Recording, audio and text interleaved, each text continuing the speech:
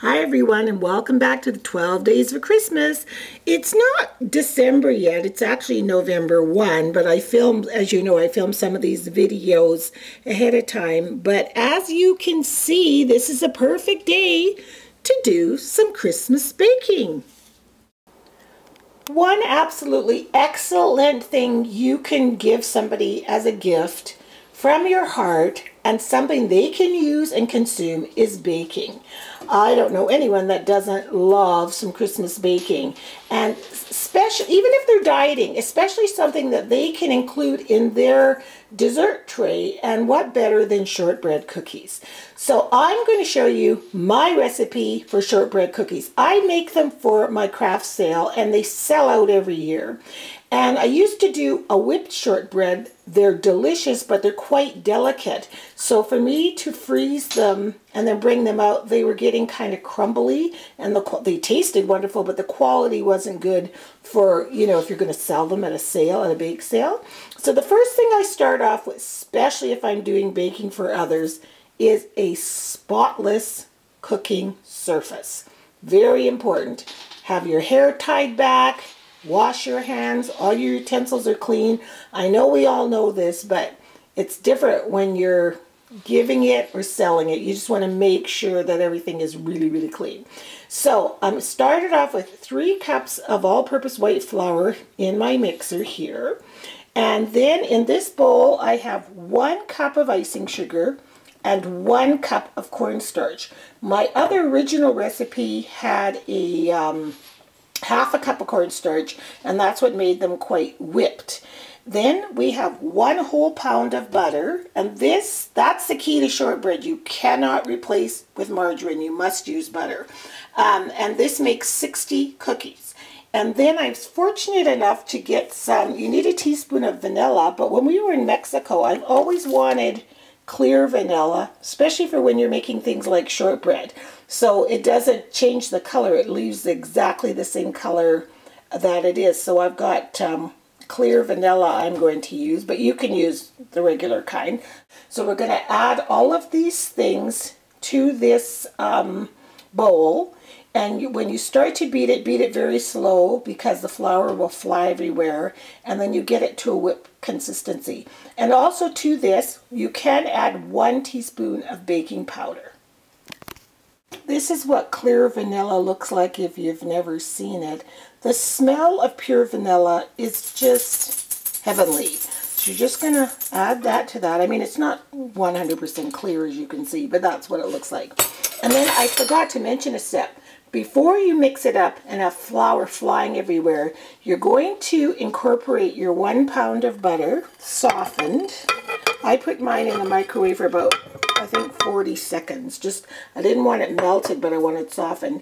And you're going to use your hands to work everything all together. So you want to get it all smooshed in together. So this is how it looks after it's been all smooshed together.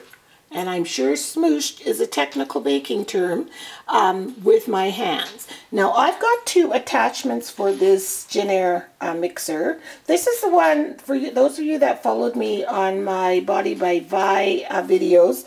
This is the matching mixer to that blender. Everyone thinks it looks like an Aladdin's bottle.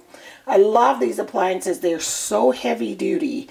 They're wonderful. But anyway, this has 2 mixer thingies. This one's more for like whipped cream or light stuff, and this one's more for heavy duty dough.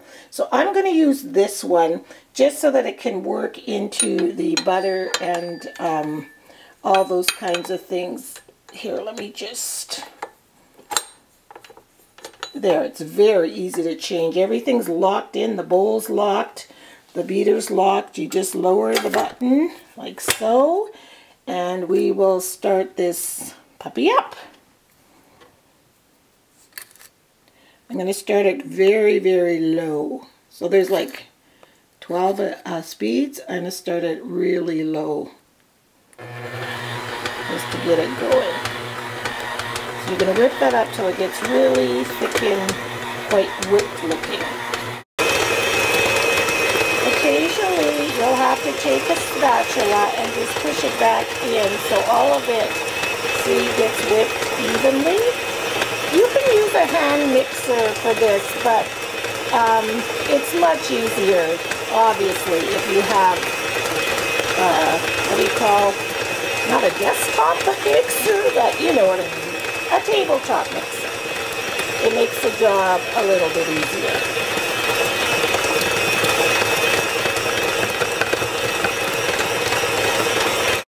So there I've got, here's my batter here, and all this batter rolls so beautifully. I'm just going to show you guys. It's kind of hard with one hand, but I can probably just roll sort of a ball so you can see.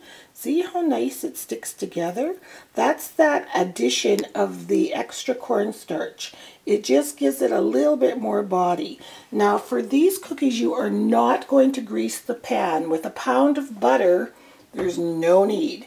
So I roll them in balls, place them on the cookie sheet, and then I just take a fork and just lightly press down on them like that. Just to give them that, you know, distinct shortbread cookie feature. Just wetting the fork a tiny bit and then shaking off all excess water, but it prevents sticking. See? So much better. You don't want a dripping wet fork, but you know what I mean. Just enough that it prevents it from sticking to the fork.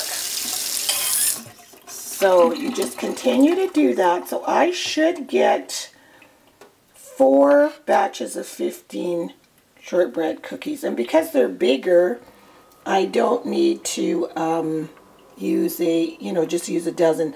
This cookie sheet has a distinct placement. Can you see? For 15 cookies. Don't know why I didn't put them in the center of the circle, but they'll be just fine. So I'm going to pop these into the oven.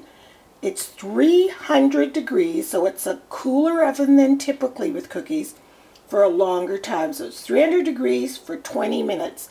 Check them at 18. I'm going to put my timer on for 18 minutes just to check them. And then we'll be back when these are cooked. Don't these finished cookies look yummy? Stay tuned for tomorrow to see how to package them. Bye, and thanks for watching.